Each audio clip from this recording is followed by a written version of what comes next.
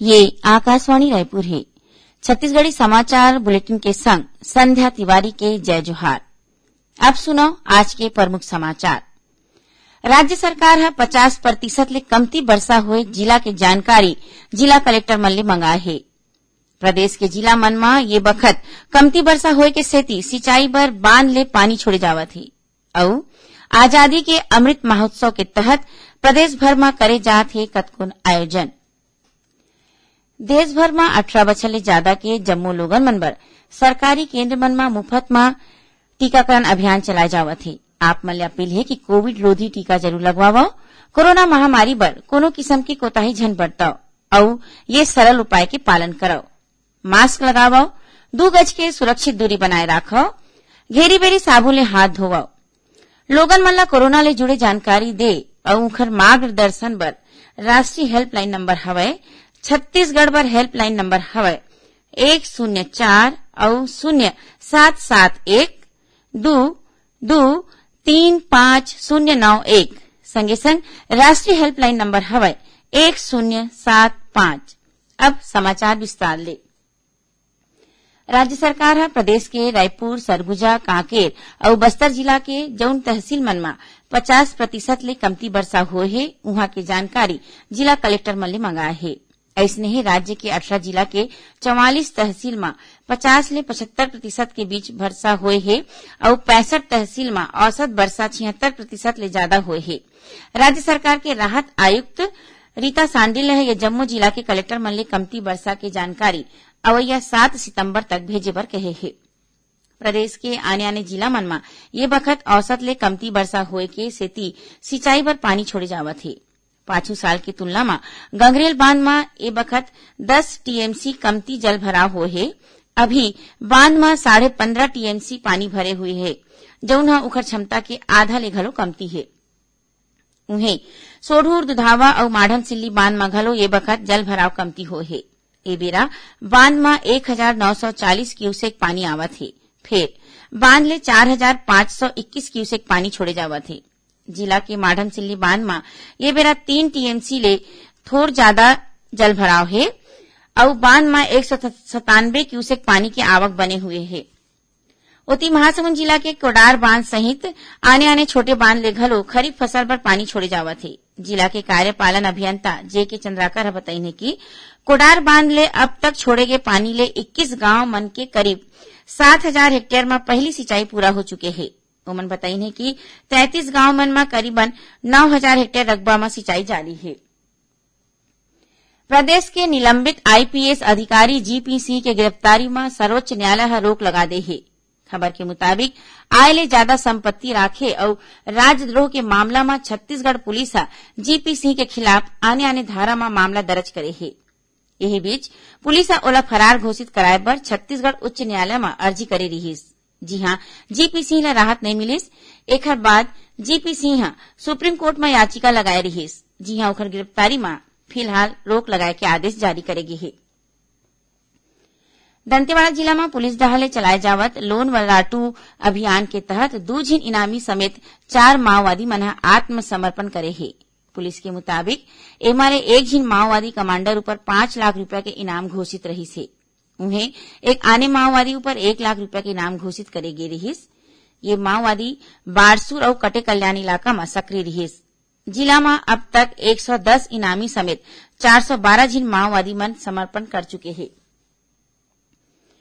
महासमुंद जिला में आपके द्वार आयुष्मान अभियान के तहत आयुष्मान कार्ड बनाए बर हितग्राही मन के पंजीयन तारीख ला 30 अप्रैल ले बढ़ा के 31 अगस्त तक कर दे गए है।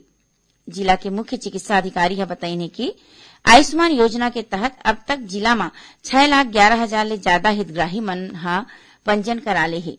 एमा करीबन 2 लाख हितग्राही मन ला आयुष्मान कार्ड बांटे जा चुके हैं। ये योजना की शुरुआत ला लेके अब तक जिला के करीबन 36,000 हितग्राही मन आने बीमारी के इलाज घलो करवाए है। छत्तीसगढ़ी समाचार बुलेटिन आप मन आकाशवाणी रायपुर ले सुनत हव। खबर ले है आपकी वास्ता और खबर के विश्वसनीयता ले है हमार वास्ता। आकाशवाणी समाचार रायपुर के प्रादेशिक समाचार बुलेटिन के संगे संग हमार समसामयिक कार्यक्रम आप रेडियो के संग अपन मोबाइल में घलो सुन सकत हव। आकाशवाणी समाचार फेसबुक, ट्विटर और यूट्यूब में घलो हावय। हमार फेसबुक पेज हरे Chhattisgarh news on AIR, Twitter handle CGAIR news और हमार यूट्यूब चैनल हरे छत्तीसगढ़ AIR न्यूज। तो अब रेडियो के संगे संग आपके मोबाइल के माध्यम ले हम आप तक पहुंचत हन। छत्तीसगढ़ की हर खबर पर सुनत रहो आकाशवाणी समाचार।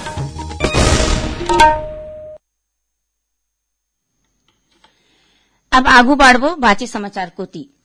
आजादी के अमृत महोत्सव के तहत प्रादेशिक लोक संपर्क कार्यालय रायपुर डहाले आने कार्यक्रम के आयोजन करे जात हे। यही कड़ी में काली धमतरी जिला के कुरुद में मल्टीमीडिया चित्र प्रदर्शनी शुरू हो गई।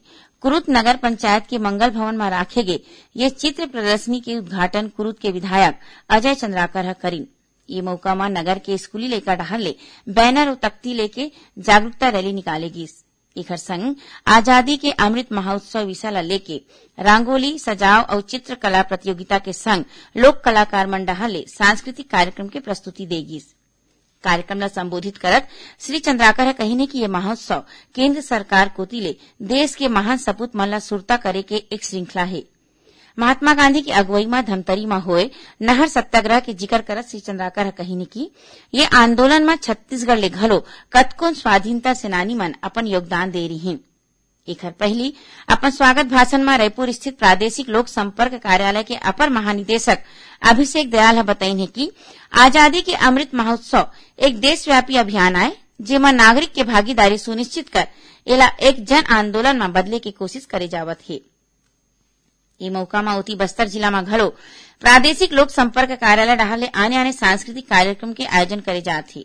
ये काली जिला के बकावंड विकासखंड के बड़े देवड़ा ग्राम पंचायत नगर नार के लोक कला मंडली डहाले सांस्कृतिक कार्यक्रम पेश करेगी। संगे संग केंद्र सरकार के आने कल्याणकारी योजना ले जुड़े नुक्कड़ नाटक घलो करेगी। आजादी के अमृत महोत्सव के तहत आज रायपुर में प्रादेशिक लोक संपर्क कार्यालय और पत्र सूचना कार्यालय डहाले वेबिनार के आयोजन करेगी। स्वाधीनता आंदोलन में छत्तीसगढ़ का योगदान विषय ऊपर राखेगे ये वेबिनार ला संबोधित करत छत्तीसगढ़ हिंदी ग्रंथ अकादमी के पूर्व संचालक शशांक शर्मा कहिने कि ये महोत्सव स्वाधीनता आंदोलन में छत्तीसगढ़ के योगदान ला सुरता करे के पर्व है। उती आजादी के अमृत महोत्सव के तहत क्षेत्रीय लोक संपर्क ब्यूरो डहाले आज कांकेर जिला के माकड़ी खुना में मिनी आई कॉम्प के आयोजन करेगी। कार्यक्रम में आए पहुना मन आजादी के आंदोलन में छत्तीसगढ़ के बारे में बताइन। इति सरगुजा जिला के करजी में घलो ऐसने ही कार्यक्रम करेगी। संगे संग कांकेर और सरगुजा जिला के कार्यक्रम में स्कूली लइका मन बर निबंध रंगोली चित्रकला समेत आने प्रतियोगिता राखेगी। आजादी के अमृत महोत्सव में प्रादेशिक समाचार एकांश आकाशवाणी रायपुर कोतिले 6 अगस्त ले एक प्रश्नोत्तरी कार्यक्रम शुरू करेगे है। जेखर चलत एमा छत्तीसगढ़ में स्वतंत्रता संग्राम के बेरा हुए घटना राज्य के स्वतंत्रता सेनानी और समाज सुधारक मन ले जुड़े प्रश्न पूछे जात है। प्रश्नोत्तरी प्रतियोगिता के तहत काली 27 अगस्त ले छत्तीसगढ़ी और हिंदी प्रादेशिक समाचार बुलेटिन में आने प्रश्न पूछे जाही और ये दोनों समाचार बुलेटिन में पूछे गए सवाल के आधार में सबले पहली सही जवाब देवैया एक विजेता मन ला चुने जाही। श्रोता मन ला ईमेल या फिर SMS ले जवाब देना है। ये जवाब ईमेल ID raipursawl@gmail.com में या फिर फोन नंबर 9424208182 में SMS ले भेजे जा सकत है। ये प्रतियोगिता में व्हाट्सएप में भेजे के जवाब मान्य नहीं हुई। जौन श्रोता के सबले पहली सही जवाब मिली वाला विजेता माने जाही और उनकर नाव के घोषणा और यह समाचार बुलेटिन में करे जाही। संगे संग प्रादेशिक समाचार एकांश कोतिले डिजिटल प्रमाण पत्र घलो जारी करे जाही। आखिर में प्रमुख समाचार एक घाव फेर। राज्य सरकार हा 50% ले कमती वर्षा होए जिला के जानकारी जिला कलेक्टर मन ले मंगाए हे। प्रदेश के जिला मन में ये बखत कमती वर्षा होए के सेती सिंचाई बर बांध ले पानी छोड़े जावत हे और आजादी के अमृत महोत्सव के तहत प्रदेश भर में करे जात हे कतकोन आयोजन। एक संग छत्तीसगढ़ी समाचार बुलेटिन इहे सिरावत है। जय जोहार।